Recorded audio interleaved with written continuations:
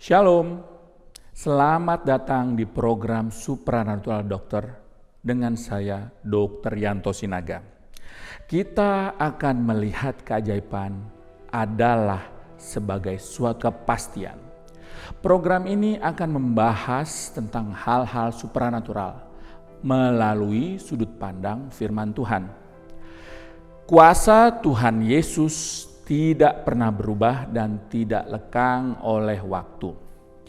Kita ini pada saat ini sudah banyak sekali orang tidak percaya dengan makhluk halus atau hal-hal gaib. Kenapa? Karena kita memakai logika kita. Apa yang tidak kita lihat itu kita pikirkan tidak nyata.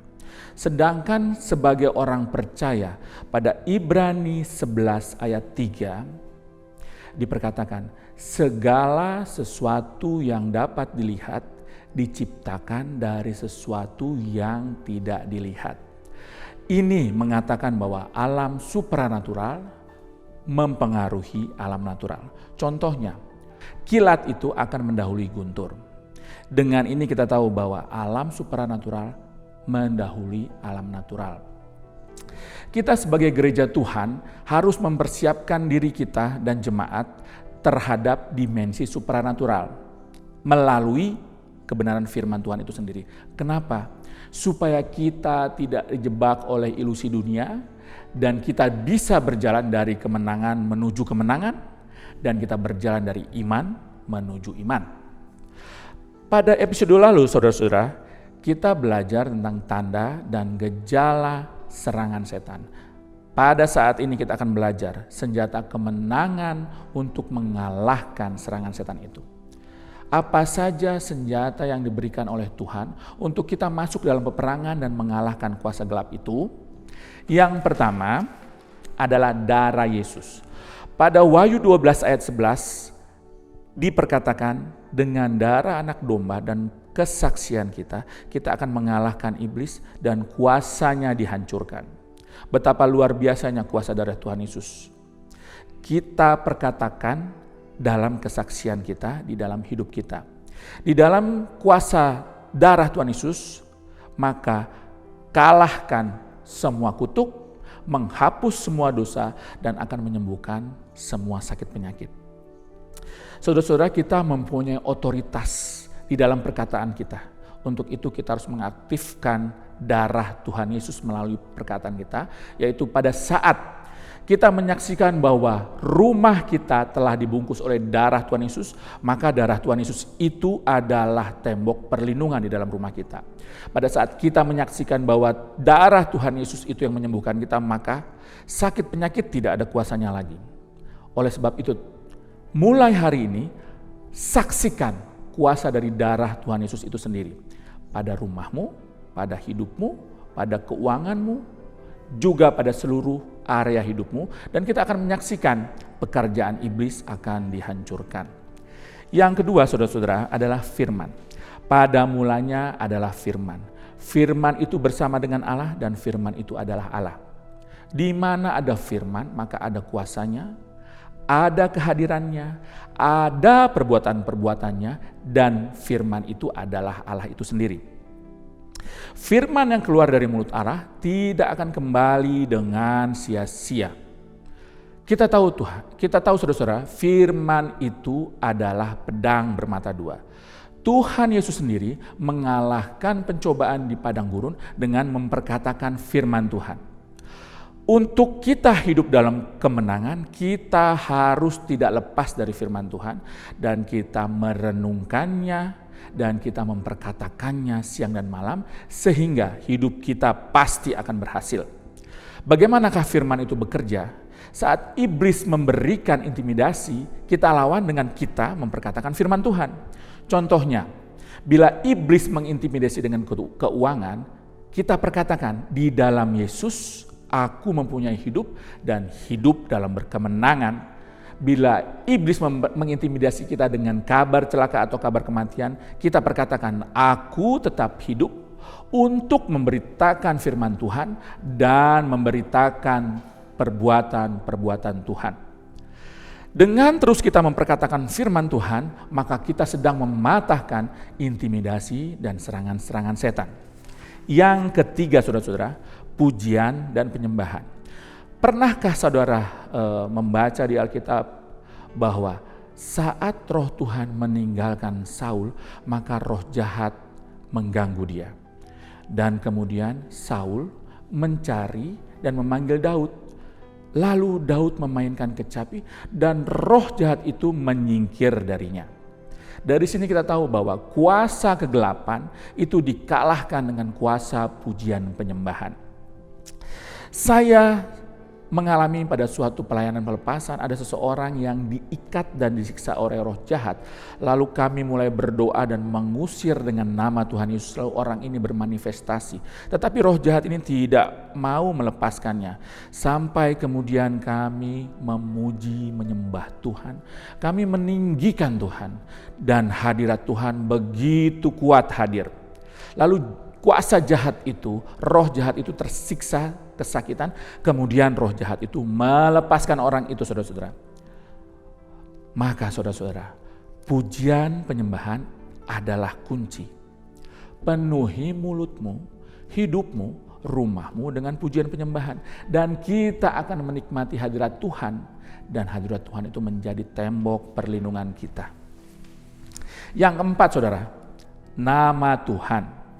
Di Filipi 2 kita tahu Tuhan Yesus adalah nama di atas segala nama. Dan pada Markus 16 kita dapat mengusir setan di dalam nama Tuhan Yesus. Kita sebagai gereja Tuhan punya otoritas di dalam nama Tuhan Yesus untuk mengalahkan dan mengusir kuasa gelap itu. Firman Tuhan menyatakan nama Tuhan adalah menara yang kuat. Dan di Alkitab kita dapat pelajari ada 365 nama Tuhan dengan karakter-karakternya. Contohnya, Yesus adalah Jehovah Nisi. Ia adalah panji kemenangan kita. Yesus adalah El Simsat Gili. Dia adalah sumber sukacita kita. Yesus adalah El Shaddai. Dia adalah Allah yang Maha Kuasa. Saat iblis menyerang kita dengan sakit, kita pakai nama Tuhan Jehovah Rafa, Allah yang menyembuhkan. Saat iblis menyerang kita dengan ketakutan, kita pakai nama Tuhan kita Jehovah Magen. Ia adalah perisai perlindungan. Saat iblis menyerang kita dengan kebutuhan kita, kita memakai nama Tuhan kita Jehovah Jireh. Dia adalah Allah yang menyediakan. Yang kelima adalah berbahasa roh. Ada kuasa di dalam berbahasa roh. Awalnya saya belum mengerti akan kuasa bahasa roh ini. Tetapi setelah saya dibaptis Roh Kudus dan saya mulai berbahasa roh, maka hidup saya diubahkan. Firman Tuhan katakan, dengan berbahasa roh kita membangun roh kita. Saat kita berbahasa roh, kita berbahasa bahasa yang Tuhan sendiri yang mengerti. Dan saat kita berbahasa roh, kita berdoa suatu doa yang sempurna. Di dalam penglihatan saya, saat kita berbahasa roh, maka kita dilingkupi, dibungkus oleh pijaran api. Dan saat kita semakin berbahasa roh, maka pijaran api ini semakin tebal. Sehingga iblis dan antek-antek yang saat mendekat, ia akan terbakar. Tetapi begitu juga saat kita mulai rendah atau mulai sedikit berbahasa roh, maka pijaran api ini pun semakin tipis dan setan lebih gampang untuk menyerang kita. Karena itu saudara-saudara, saya mewajibkan diri saya untuk selalu berbahasa roh di dalam hidup saya, dan itu sangat berdampak di dalam hidup saya. Jika Anda sudah berbahasa roh, sudah dibaptis oleh Roh Kudus, gunakan setiap waktu. Tetapi jika belum, Roh Kudus adalah janji daripada Tuhan Yesus, dan Tuhan Yesus pasti genapi. Minta dengan iman Anda dan buka hati Anda. Pasti Roh Kudus menjawab dan Anda akan menerima bahasa surgawi itu. Haleluya saudara. Itu adalah 5 senjata kemenangan kita untuk melawan setiap kuasa gelap. Di dalam nama Tuhan Yesus ada kemenangan kita. Kita adalah orang-orang yang lebih dari pemenang. Sebelum menutup acara ini, Roh Kudus meminta saya untuk berdoa untuk Anda dapat dipenuhi dengan Roh Kudus dan Anda mendapat bahasa surgawi itu. Mari kita berdoa. Taruh tangan kanan Anda di hati Anda dan kita angkat tangan kiri Anda, tangan kiri kita ke surga. Mari kita berdoa. Dana shikira hatarabaku papa shikidi sidi yarada. Di dalam nama Tuhan Yesus. Tuhan, Engkau berjanji Engkau akan menggenapi, Engkau akan memenuhi setiap orang-orang yang haus. Tuhan, lihat semua orang-orang Tuhan yang haus akan Engkau, yang sedang menonton video ini. Berikan Tuhan, berikan Roh Kudus-Mu, berikan bahasa surgawi-Mu, berikan Roh Kudus-Mu Tuhan, berikan. Di dalam nama Tuhan Yesus, berhembus Roh Kudus, berhembus Roh Kudus. Terima saudara, terima dengan imanmu. Dan saya tahu, ada dari Anda yang menonton video ini sudah mendapatkan kuasa daripada Roh Kudus, sudah dapat bahasa Roh Kudus. Dan Anda dapat mulai bahasa Roh itu karena pengurapan itu sudah ada pada Anda.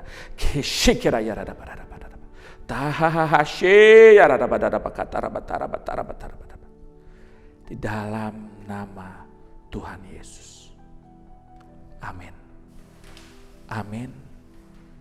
Amin. Ya saudara-saudara, kita sudah sampai di penghujung episode ini. Saya berdoa pewahyuan ini dan firman ini benar-benar berdampak di dalam hidup Anda dan mengubah hidup Anda, dan Anda akan berjalan dari kemenangan menuju kemenangan. Untuk Anda yang ingin bertanya, berkonsultasi, atau memiliki kesaksian seputar dunia supranatural, Anda dapat mengirim pesan Anda melalui WA dengan nomor 0878 8085 3523. Sekali lagi, 0878 8085 3523. Terima kasih sudah menonton program Supranatural Doctor ini. Pastikan Anda sudah like, share video ini sehingga banyak orang yang akan diberkati. Juga pastikan Anda sudah subscribe channel YouTube Revival Fire City dan tekan tombol lonceng sehingga Anda yang akan pertama mendapatkan berita surgawi ini dan akan berdampak pada hidup Anda. Sampai berjumpa kembali pada program Supranatural Doctor kita pada waktu mendatang. Dan akhir kata, saya Dr. Yanto Sinaga meyakinkan Anda, di dalam Yesus keajaiban adalah suatu kepastian.